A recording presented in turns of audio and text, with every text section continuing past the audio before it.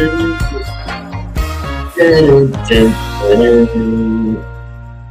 hope you enjoy that. It's old theme music, but with new titling. I hope you welcome to Modern Sales Meltdown.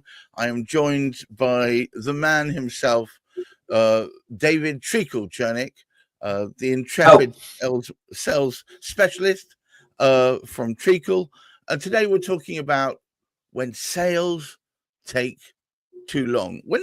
How long is too long, David? Too long. It's longer than I want it to have to wait for. And it's taking longer. It's taking longer. Yeah. So I'm getting loads of feedback now. I mean, I had a bit of a panicked inquiry during the week, actually. But this year's different. Everybody's taking longer to decide. They're pushing out their decisions. They're having to think about it much longer than they used to. Right. They want to speak to other people more than they used to. They want to get some other quotes more than they used to. Right. So delay it to next year. Is that because we're coming an ever more cynical world?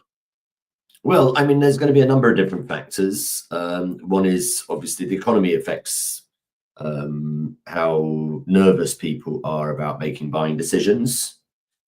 The unknown, obviously, what's going to happen in the future can make some people wait. There's a load of reasons. I heard somebody say the other day that it was Christmas again, which we've discussed. I think we've discussed that last year, probably the year before. And just as a little tip here, folks, Christmas is a good time to be selling business services because you'll be a rare person that does it. Most people sort of tend to switch off their sales in anticipation that buyers are just not in the mood. There's plenty you can do in December. Anyway, don't want to go down that route again. But no, decisions taking longer or just too long to be able to be stomached by the seller. We all want people to make decisions quicker. Anyway, so too long for me. How about that? Too long for me. Well,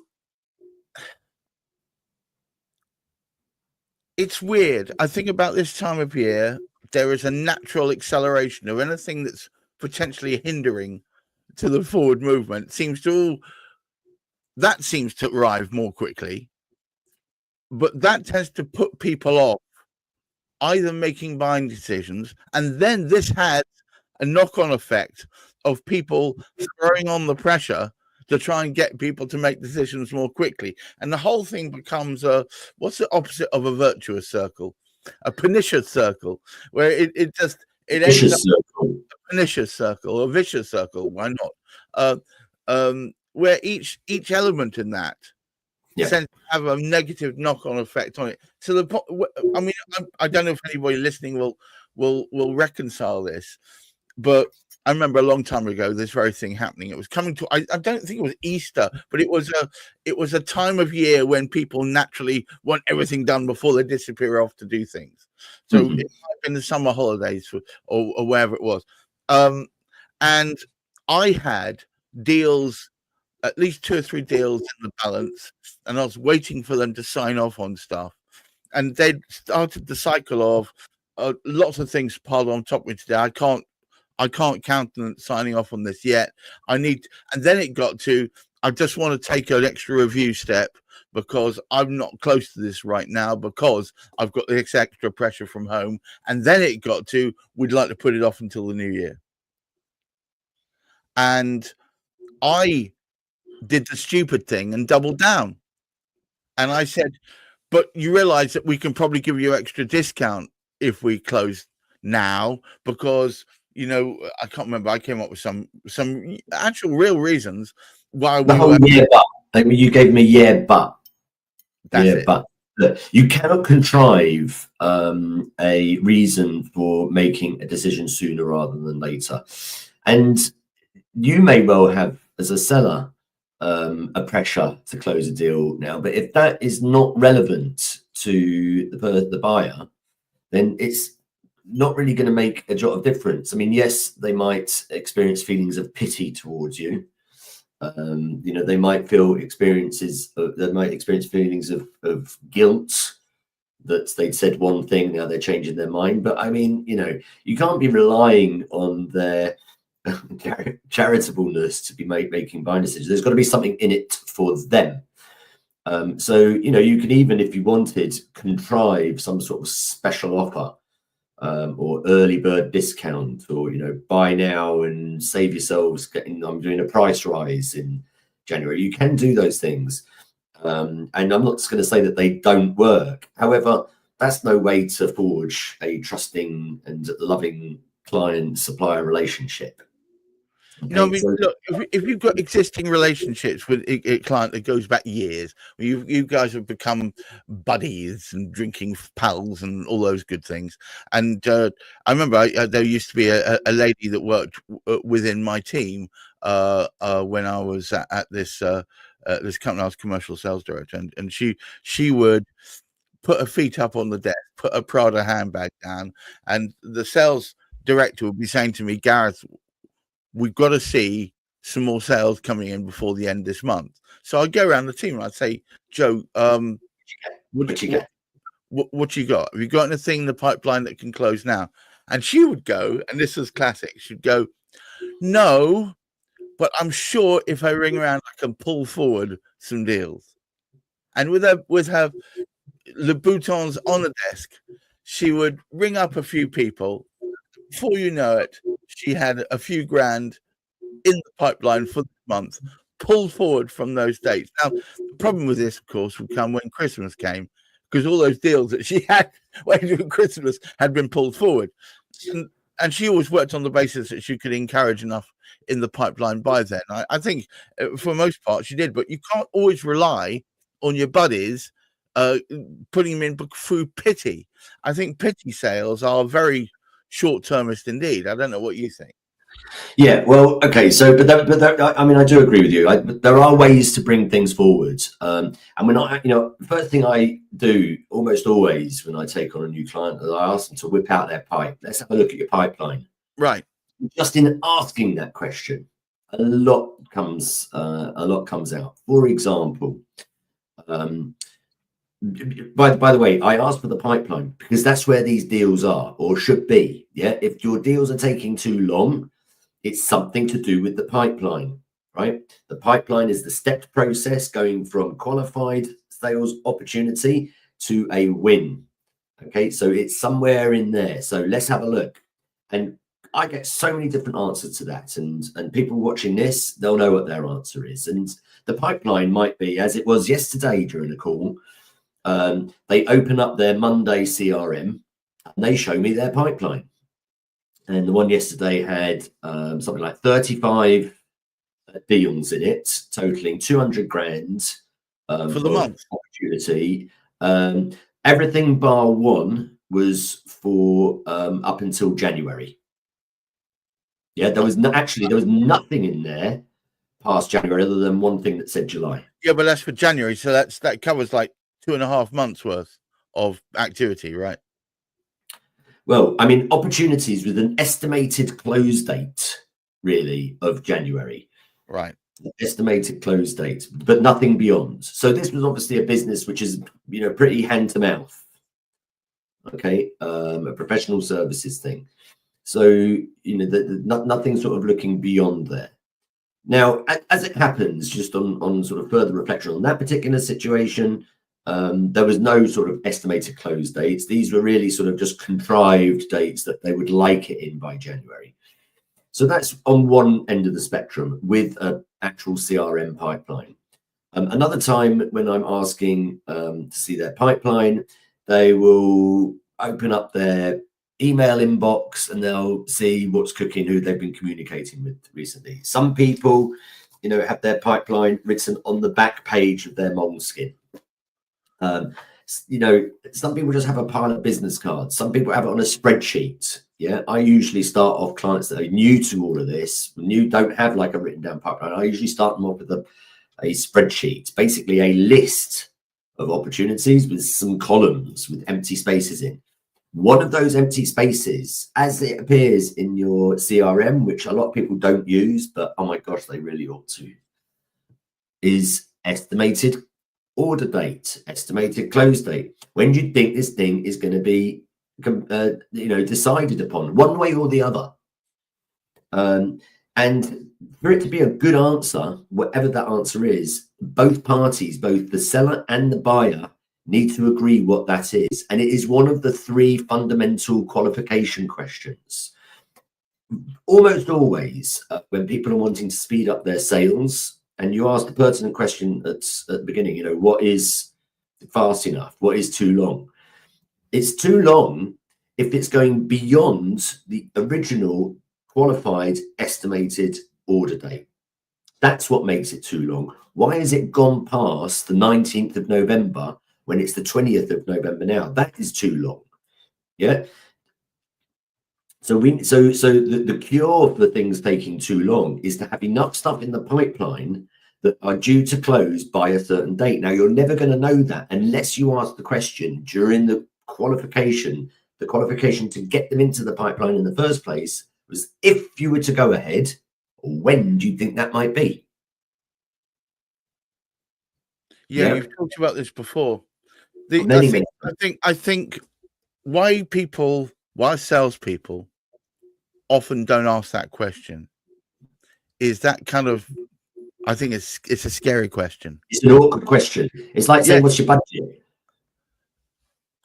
Or how much money do you have in your wallet right now? It just feels to some people slightly too intrusive because it roots this from being fantasy into reality. And that's where people get scared, because the moment you do that, that's when they're going to say, well, we're just talking, aren't we? There's nothing and real. That is, in a nutshell, what you just said, that is what selling is about. Selling is the final part of marketing. Marketing is the conversation. You might do some advertising, post some ads, do some social, do some lead gen, having conversations. Oh, I like what you do. Oh, tell us about your business. Oh, the pain points. Oh, yeah, I get it. All of that stuff. But at some point, it becomes crunch time. It's the moment of truth. That's why you and I love it so much, because David will probably admit to this, but we only really, really enjoy that last millimeter of travel. The rest of it is the necessary to get there, but it's the point where it's the last millimeter when they go, do you know what? Yeah, do you know what? I need your services. When do we start? When you get to that point, that's when you get, this is working great. This is why I love doing this. Money shot. And until then, everything is just build up. But most of what people are doing in sales and marketing these days is marketing. It's everywhere.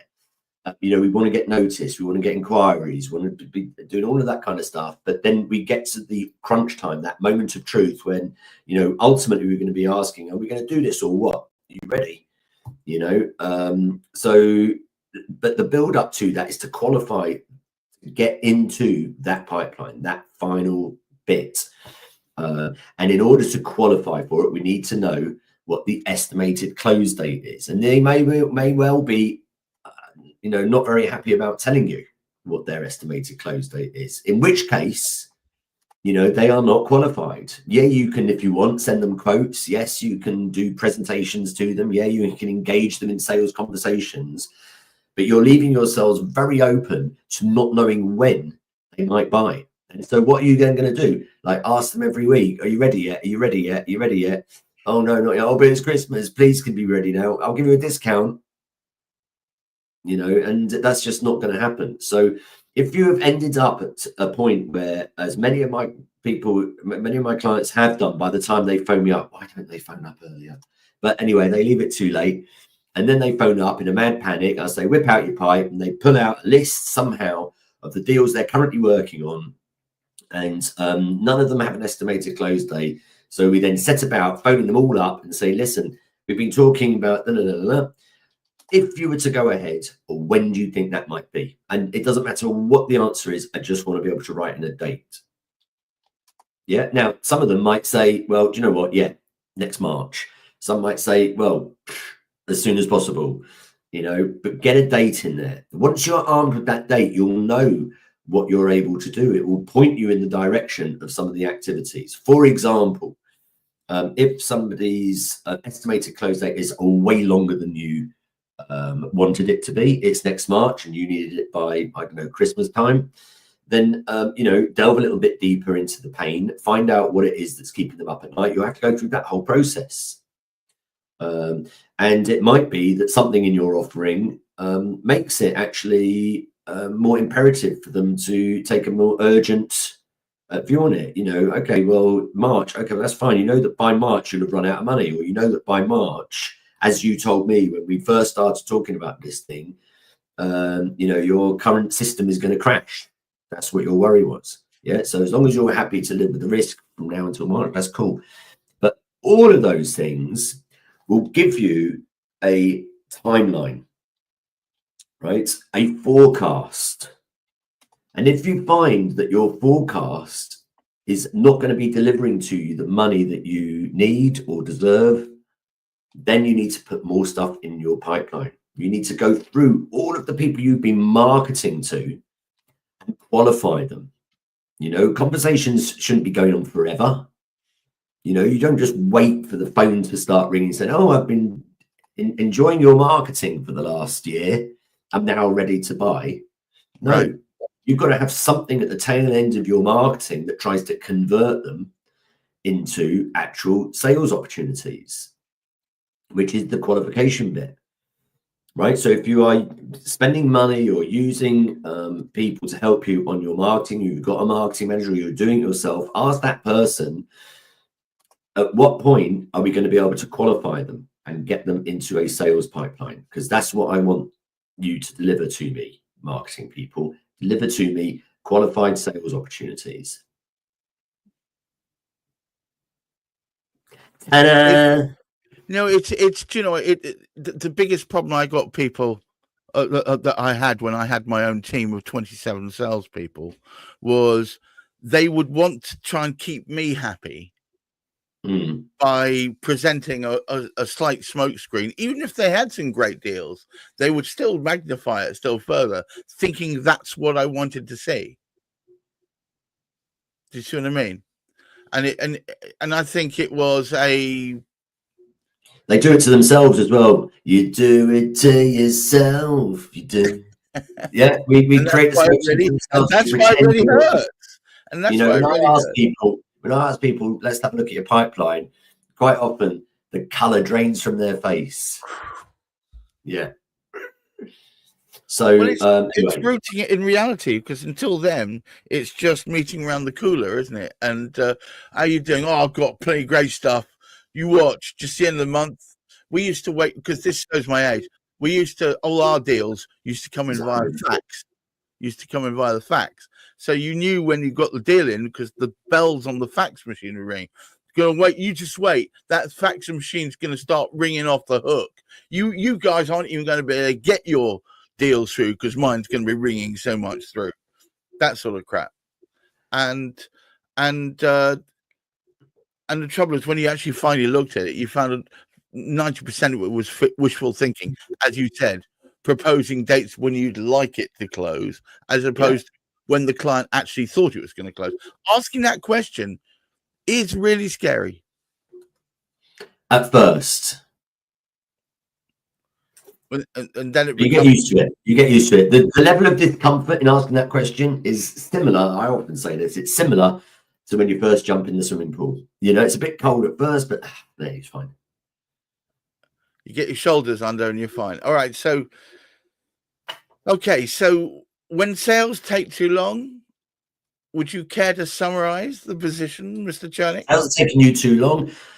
Have a look at, make a list of all of your deals. Have a look at them. See which ones, if any, have got an estimated close date, something that a date when you and they originally thought that this might happen. If it's an empty box, phone them all up and ask them if you were to go ahead, or when do you think that might be. Armed with that forecast, you're then able to do two things. One is see if there are any valuable things that you could be offering in order to bring anything forward. And B, go back into your marketing list and everything all the people you've been having conversations with, phone them up, contact them, and qualify them. Get them qualified. Ask them if you were to go ahead, or when do you think that might be? Sage words. Guys, we've been talking modern sales meltdown. I've been Gareth Wax. He's been David Chernick. Until next time, try and keep your feet on the ground. Keep looking forward to the near future. Try not to make it too far. And also try and make those pipelines real instead of imaginary. I promise you, you'll feel better. If you strip back those 18 members down to 2 and then focus on bringing those 2 in while bringing in more at the same time, you'll feel better about yourself because they're real and they contribute to your income. Until next time, I wish you all well. Bye-bye now. Ciao, ciao.